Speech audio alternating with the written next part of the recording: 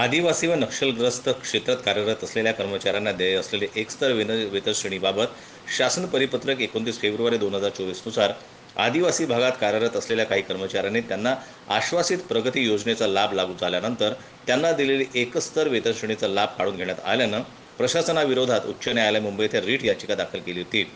सदर रीट याचिकेच्या अनुषंगाने माननीय उच्च न्यायालयाने दिनांक 21/12/2019 रोजी न्याय निर्णय दिला असून त्याद्वारे सामान्य प्रशासन विभाग शासन निर्णय दिनांक 6/8/2002 मधील 3/7 येथील तरतुदीचा योग्य व स्पष्ट करण्यात आलेला आहे।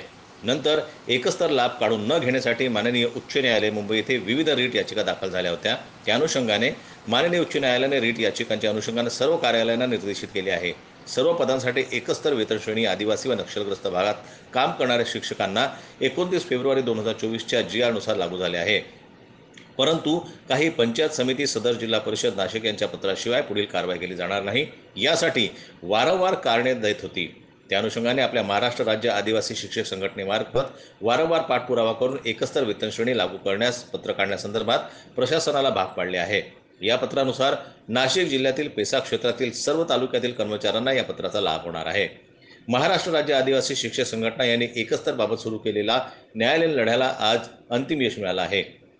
आपल्या शिक्षक संवर्गातील तळागाळातील सर्व बांधवांना याचा लाभ मिळणार आहे। विशेष म्हणजे जोपर्यंत आपण पेसा क्षेत्रात कार्यरत आहोत तोपर्यंत या एकस्तर वेतन श्रेणीचा लाभ मिळणार आहे। या आपल्या संघटनेच्या उक्तीनुसार या संघर्षाचे सर्वजण भागीदार आहात, त्याबद्दल महाराष्ट्र राज्य आदिवासी शिक्षक संघटना राज्याध्यक्ष भागवत धूम व जिल्हाध्यक्ष मोतीराम भोये यांनी महाराष्ट्र राज्य आदिवासी विकास शिक्षक संघटना सर्व शिलेदार यांचे मनापासून आभार मानले आहेत। एकस्तर वेतन श्रेणीबाबत मंत्रालयीन स्तरावर पाठपुरावा, न्यायालयीन प्रक्रिया तसेच जिल्हा परिषद, पंचायत समिती स्तरावर पाठपुरावा करण्यासाठी आपले ज्येष्ठ मार्गदर्शक भरतरीनाथ सातपुते व योगेश खंबाईत या सर्वांनी संघटनेला दिलेल्या योगदानाबद्दल खूप खूप आभार मानले आहे। आदिवासी शिक्षक संघटनेच्या लढ्याला यश मिळाल्याबद्दल आदिवासी पेसा क्षेत्रात कार्यरत असणाऱ्या कर्मचाऱ्यांना कार्यरत असेपर्यंत एकस्तर वेतन श्रेणीचा लाभ मिळेल असं आश्वासन भागवत धूम शिक्षक संघटनेचे राज्याध्यक्ष यांनी केलेलं आहे। जनमत लाईव्ह न्यूजसाठी लक्ष्मण बागुल यांचे रिपोर्ट, बोरगावहून।